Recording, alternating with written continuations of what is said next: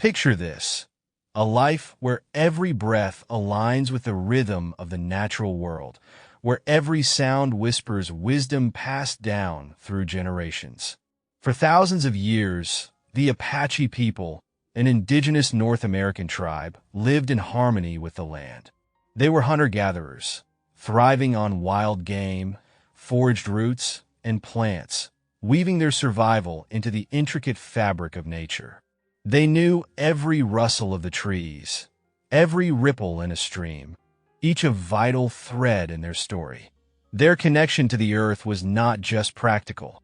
It was sacred, a bond nurtured through generations of storytelling and tradition. The Apache lived in tightly knit communities, their lives centered on family and clan, their status earned through skill and accomplishment.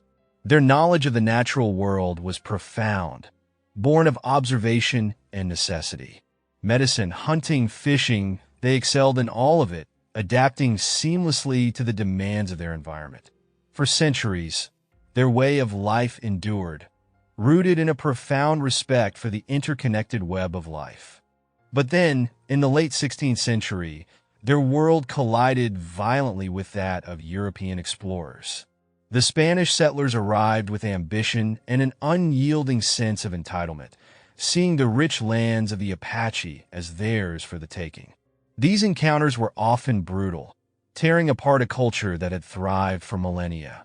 The Apache, bewildered by the settlers' lack of understanding or connection to the land, resisted colonization fiercely.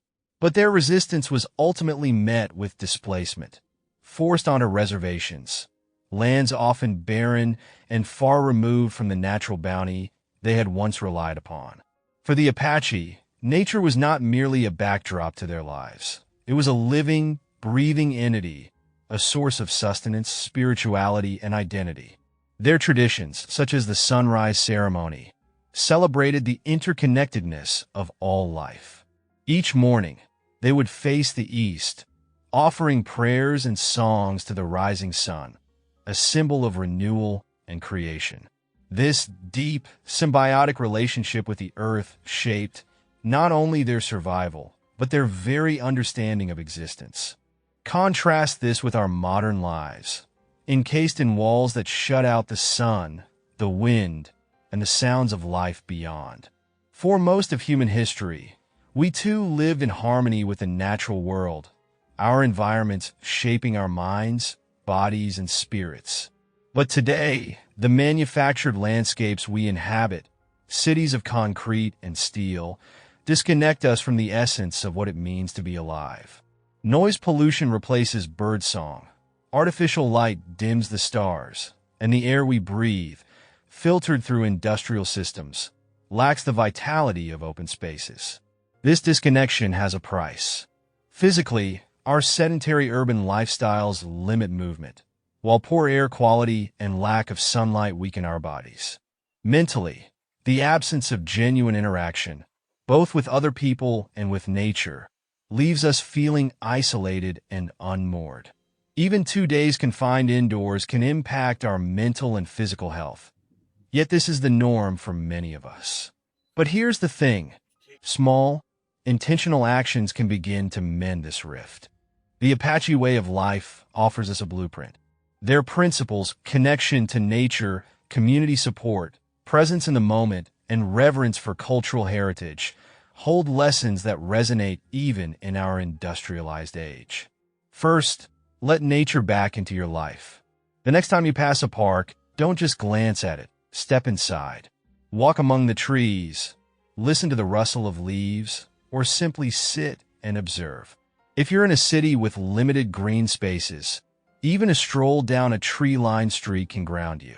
Let your senses awaken to the textures, colors, and sounds that our ancestors once knew so intimately. Community, too, is a lifeline we often neglect. Reach out to those around you, friends, family, even acquaintances who spark your curiosity. Don't wait for invitations. Initiate them. The Apache thrived on the strength of their social bonds, and so can we. But it requires effort in a world designed to keep us apart. Being present is another challenge in our distraction-filled lives. Yet it's one of the simplest gifts we can give ourselves. Notice when your mind begins to wander and gently bring it back to the moment. Fully engage with what's in front of you, whether it's the feel of an object in your hands or the tone of a loved one's voice. Presence is a practice, but its rewards are profound. Finally, reconnect with your roots, your heritage, your family's traditions, even their quirks and idiosyncrasies. These are the threads that weave your identity. Understanding where you come from can offer a sense of belonging and purpose, anchoring you in a world that often feels adrift. We are not separate from nature or each other. We are part of an intricate whole. Yet, the environments we've built isolate us, leaving us yearning for something we can't quite name. The answers lie in the ancient wisdom of those who lived before us, who knew that life thrives not in isolation, but in connection. Step outside, breathe deeply, look up at the sky, and let the sunlight remind you of what's real. Build your life around the principles that have guided humanity for centuries. Because in the end, the path to feeling whole is not found within walls. It's out there, waiting. And until we meet again, may you find your roots, embrace your world, and rise stronger than ever.